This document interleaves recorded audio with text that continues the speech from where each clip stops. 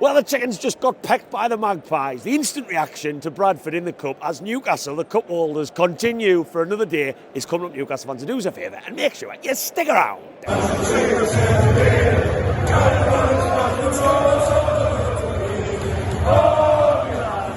Right then, just come out of St James's Park and Newcastle United are still the defending champions. Can we just say that a bit louder? Can we just, oh God, whisper that in your sexiest voice in my ear, please? Thank you very much. Yeah, Newcastle's attempts to retain the Carabao Cup and repeat, well, it'll never be as good as that magical night on March the 16th, that magical afternoon. But we've got the job done. And I'll tell you what, we've got the job done. Probably is better than I expected. I rewind to last season when we played Wimbledon, a Fabian Schär penalty, flat as a fart that day. We just about got over the line against a similar level of opposition when it was rescheduled. And tonight was very different. Eddie Howe, going into this match, made a team selection that I didn't expect. Bruno was in, Joelinton was in, Alanga, Gordon, Malik Chow, Botman, Lewis. I mean, it was such a good team. That was a team, in my opinion, maybe not Osula, but at a couple of positions here and there. But that was a team good enough to compete in the Premier League from an attacking point of view and a defensive point of view.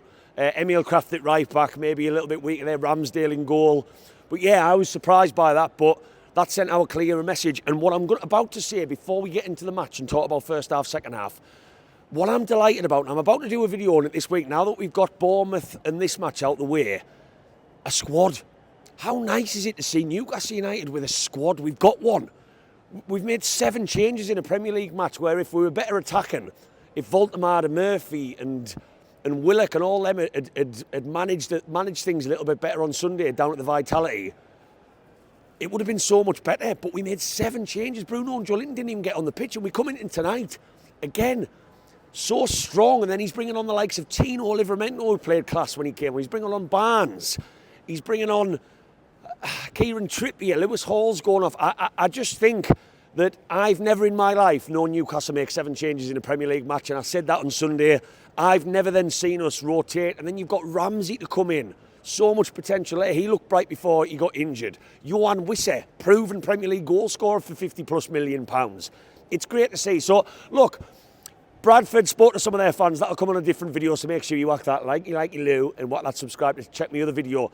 Bradford came down in their masses. Big day out for them. Amazing day out. Top of League One. They've got other fish to fry, but really excited.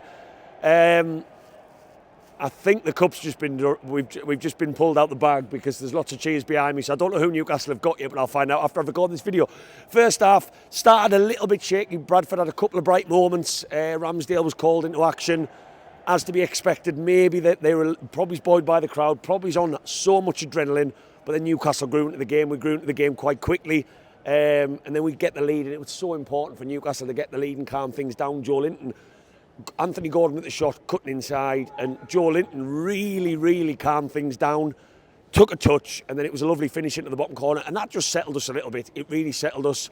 And then Osula, lovely through ball for Osula. He took the ball on well, and that was another great finish. And suddenly Newcastle are 2-0 up, and I thought we were comfortable in that first half. I thought Lewis Miley started bright, and I'm going to talk about Lewis Miley when we get on our individual performances. I thought we looked controlled, we looked fast, we looked rather comfortable in defence as the match went on. You know, Ramsdale, apart from them early moments, didn't have much to do. Centre-backs were good. The ball was getting moved quite fast. Bruno and Joelinton tonight looked like 2 players who'd been rested. There was a couple of half chances there, but generally speaking, at half time, I was pretty happy. I think good performance in the first half. Lewis Hall looking as comfortable as ever. I said it on Sunday, isn't it nice to see a left back playing left back? Disappointing in the first half. Alanga, a lot of money being spent on him. I am still yet to see a player in Alanga who is suited to a possession team, and my God, does he need to learn Newcastle. But at half time, I expected Eddie Howe to make changes, and he didn't. Second half, again, started relatively comfortable, quite calm on the ball, slowing things down. My God, the bloke to my left who had 2-0 Joelinton to score first, he was desperate for things to be calmed down because he would have been 390 quid richer. That didn't happen, unfortunately. I felt really bad for him. But we look composed. Tino and Trips come on again, talking about that squad. Amazing options to bring off the bench. That was interesting to see. Voldemar then joined the fray with Osula moving over to the right, where I personally think Eddie Howe sees Osula moving forward once Wisse comes back from injury. That's what I personally believe. But Joelinton, again, lovely bit of composure for his goal, for his second goal. And that fully killed the game. Lovely to see Joelinton get the score sheet. I thought Bruno and Joelinton, I thought Bruno come back into the team, as I mentioned earlier, looked fresh, but those two were linking up in and around the box. Lovely. Little touches off to each other, having fun. And yes, were we as a team getting more time and more space against the League One side compared to a Premier League team? 100%. Bruno and Joelinton will not get that fun against Arsenal on Sunday, but it was still nice to see. And if Eddie Howe has kept the team as it is for confidence, then it makes total sense. The more changes were made. Barnes came on. I thought Barnes disappointed to start. He missed a shot that was flicked across the box from, I believe, Tino Livramento when he probably should have done better. He then put one just past the post. Osula missed a glaring header, which, you know, that would have ended up being his hat-trick in the end if he'd got that one as well. But then Voltemada comes into the fray, and again we see in what Voltemada's good at. He wants the ball to his feet, he's linking up with people, then he's desperately trying to join the box, and it was him involved for the fourth goal. Lovely link up, him over to the left. Running down that left was Barnes, and then he crossed it in. Osula was at the back post to do the job. So Barnes gets an assist to his name. That's going to do him some good. Barnes, to me, looked like a man desperate to score, desperate to put the ball in the back of the net. And look, we weren't too troubled. Bradford's goal, Andy Cook, his missus lives near me. I don't know her personally, but friend of a friend, and I know he's a big Newcastle fan, so if ever there was someone to score for them Bradford fans, who I've had the pleasure of talking to some tonight, it was a lovely finish by Andy Cook. I always think a team bringing 5,000 fans should have something to celebrate, and they got something to celebrate, and I predicted they would score. My score prediction was 3-1, but we weren't too troubled apart from that. It got a little bit shaky at 3-1, couple of balls into the box, couple of corners here and there, but we just looked more and more likely to score, and with the fresh legs that we brought on, the quality of the fresh legs, we were continuing to get space in and around the box. We saw the game out, and it was lovely to see. Standout performers for me, let's talk about some positives. I think, you know, you can easily say Bruno and I think Joelinton was man of the match, that goes without saying. 2 goals, great for his confidence, because Newcastle as a team are not getting enough goals from midfield. I thought Bruno was very good tonight. I thought Lewis Hall, for the time he was on the pitch, was very good. I thought defensively we were very good.